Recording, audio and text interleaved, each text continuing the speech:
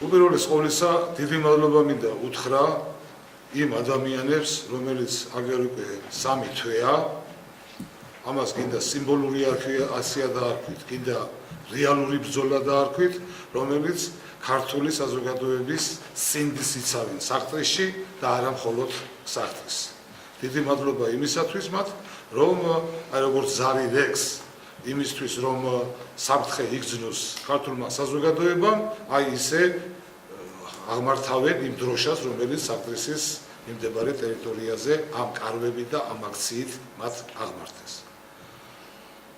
ჩემი პოლიტიკური ბიოგრაფიიდან გამომდინარე 40 წლის განმავლობაში შემიძლია ვთქვა, რომ მრავალი ბევრი შეცდომა დაუშვით ქართველებმა, მრავალი კარგი საქმეს გავაკეთეთ, მაგრამ ყოველთვის დგებოდა მომენტი, როდესაც ქართული სახელმწიფოებრიობისათვის გამოუსწორებელი შედეგების მქონე გადაწყვეტილებებს ქართული საზოგადოება ყოველთვის აპროტესტებდა და ყოველთვის იმარჯვებდა ამ ბრძოლაში. დღევანდელი საყდრისი შეგვიძლია ვთქვათ, რომ ეს არის იმ დონის სახელმწიფოებრივი საქმე, როგორც იყო 78 წლის ენის საკითხი.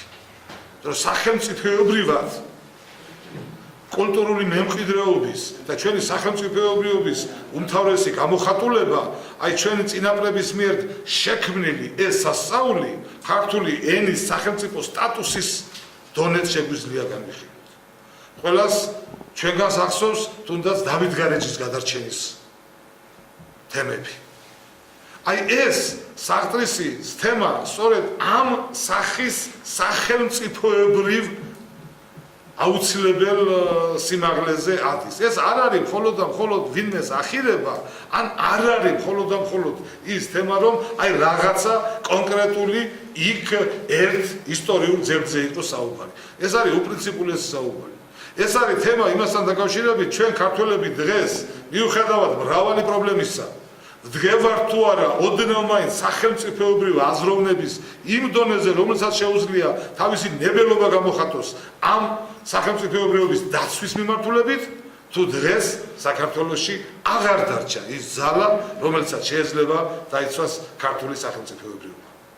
და ის ხალხი იმარჯვებს, რომელიც ენას იცავს, ის ხალხი იმარჯვებს, რომელიც დავით გარეჯას იცავს, ის ხალხი იმარჯვებს, რომელიც საყდრის იცავს და ამ ხალხს აქვს პერსპექტივა კონდეს სახელმწიფო. აი ჩვენ დღეს სწორედ იმ ეტაპზე მივედით, რომ ვაქცევთ თუ არა ჩვენ სამშობლოს სახელმწიფოდ.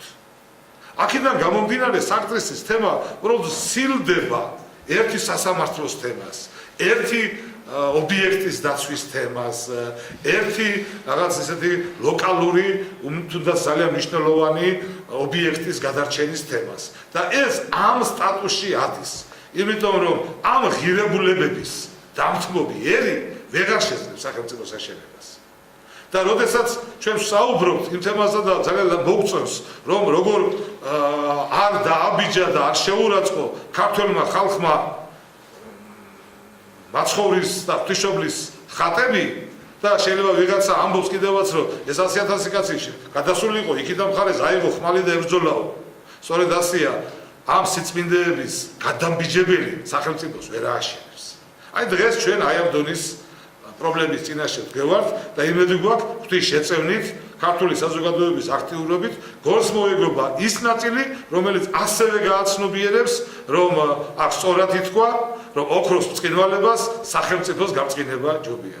დიდი მადლობა ყველას, ვინც ამ საქმეში მონაწილეობს და მოუწოდებთ ყველას, მოდი ერთად დავიწყოთ ქართული სახელმწიფოს მშენებლობა და ეს გადის იმ სიწმინდეების და იმ კულტურული მემკვიდრეობის დაცვაზე, რომელიც ჩვენმა წინაპრებმა იმისთვის დაგვიტოვეს, რომ ჩვენ ქართული სახელმწიფო შევინარჩუნოთ. ხმალოთ.